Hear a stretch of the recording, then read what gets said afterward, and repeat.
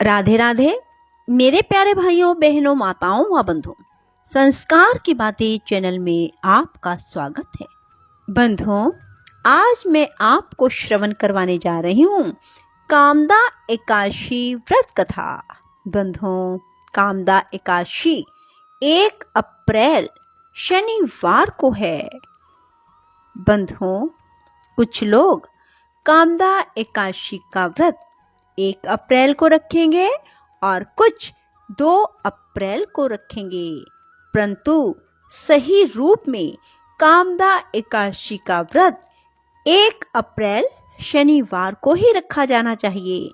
बंधुओं, कामदा एकादशी का व्रत करने से मनुष्य की हर प्रकार की कामना पूरी हो जाती है।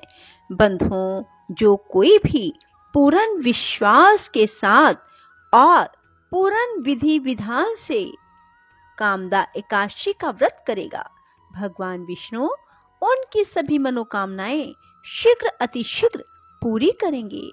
बंधुओं, कामदा एकादशी के नाम से ही पता लगता है कामनाओं को पूरा करने वाला व्रत। नवरात्रों के बाद आने वाली चैत्र मास के शुक्ल पक्ष की एकादशी को कामदा एकादशी का व्रत किया जाता है। इस व्रत को सभी कामनाओं की पूर्ति करने वाला व्रत भी कहा जाता है। इस दिन भगवान वासुदेव अर्थात वसुदेव के पुत्र श्री कृष्ण का पूजन किया जाता है और गरीबों को दान देने का इस दिन बहुत महत्व है।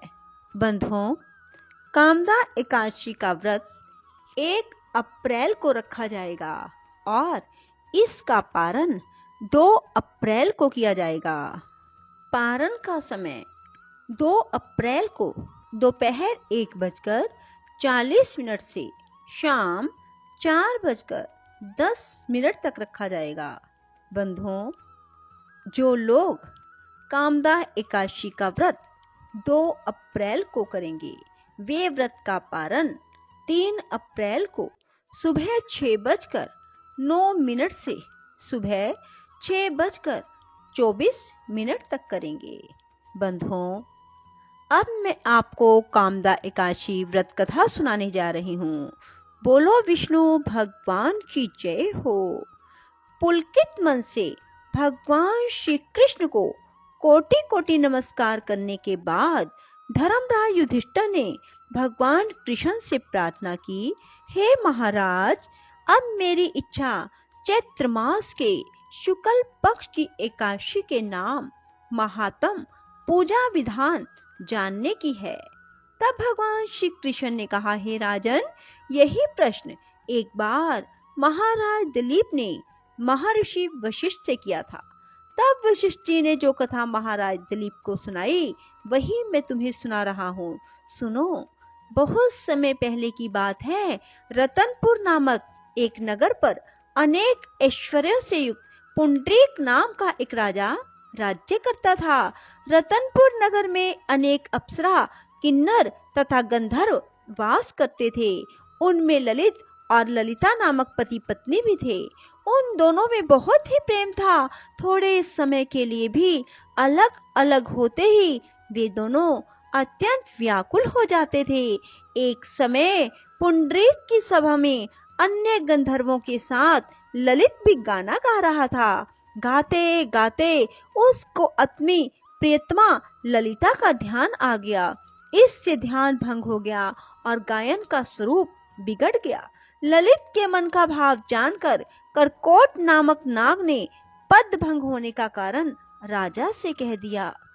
करकोट नामक नाग ने पद भंग होने का कारण राजा से कह दिया। तब पुंडरीक ने क्रोधपूर्वक कहा कि तू मेरे सामने गाता हुआ अपनी स्त्री का स्मरण कर रहा है, अतः तू कच्चा मांस और मनुष्य को खाने वाला राक्षस बनकर अपने किए कर्म का फल भोग। पुंडरीक के श्राप से ललित उसी समय विकराल राक्षस हो गया। उसका मुख अत्यंत भयंकर, नेत्र सूरज चंद्रमा की तरह प्रदीप्त और मुख से अग्नि निकलने लगी। सिर के बाल पर्वत पर खड़े वृक्षों के समान तथा भुजाएं अत्यंत लंबी हो गई। इस प्रकार उसका शरीर 8 योजन लंबा हो गया। राक्षस बनकर वह अनेक प्रकार के दुख भोगता हुआ जंगलों में भटकने लगा। अब तो उसकी स्त्री ललिता भी अत्यंत दुखी होकर उसके पीछे पीछे भटकती रहती और तरह तरह से विलाप करती रहती। वह अपने पति के उद्धार का उपाय भी सोचती रहती थी। एक दिन ललिता अपने पति के पीछे पीछे चलते हुए विंध्याचल पर्वत पर श्रृंगी ऋषि के आश्रम तक पहुंची। श्रृंगी ऋषि ने ललिता को देखकर पूछा, हे देवी, तुम कौन हो और यहाँ किस लिए आई हो? ललिता बोली, मुनिवर, मेरा नाम ललिता है। मेरा पति राजा पुंडरीक के श्राप से भयानक और विशालकाय राक्षस बन गया है। इसका मुझको बहुत दुख है। मेरे पति के उद्धार का कोई उपाय बताइए। ऋषि बोले, हे गंधर्व कन्या, अब चैत्र शुक्ला एकादशी आने वाली है, जिसका नाम कामदा एकादशी है। उसका व्रत करने से मनुष्य के सब कार्य सिद्ध हो जाते हैं।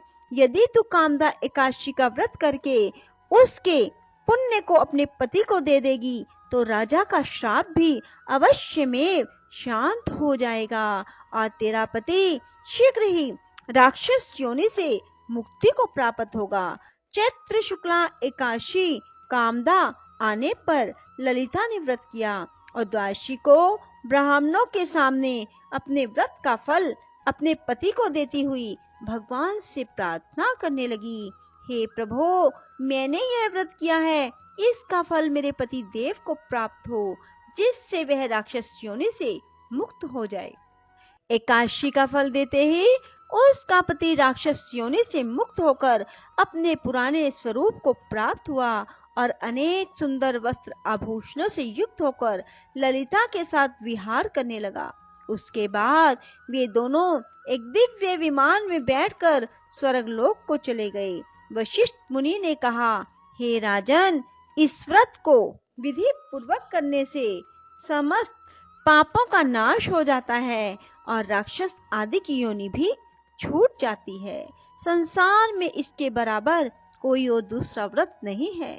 इस कथा को पढ़ने और सुनने मात्र से ही वाजपेयी यज्ञ का फल प्राप्त हो जाता है। बोलो विष्णु भगवान की जय हो।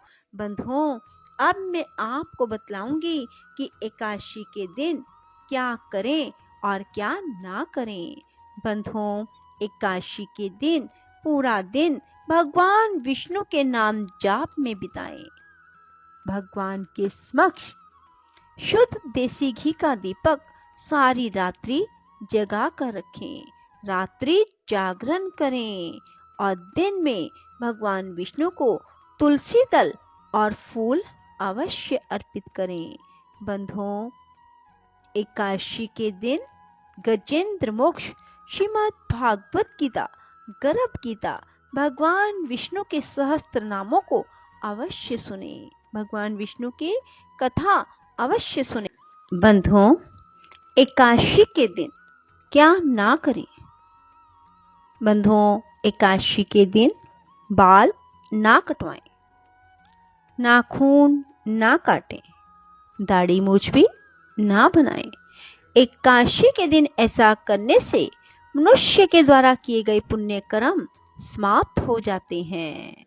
एकादशी के दिन किसी प्राणी का दिल ना दुखाएं, जीव हत्या ना करें, मांस मदिरा का सेवन भूल कर भी ना करें, चावलों का सेवन ना करें, किसी की निंदा भी ना करें, पेड़ पौधों के पत्ते ना तोड़ें।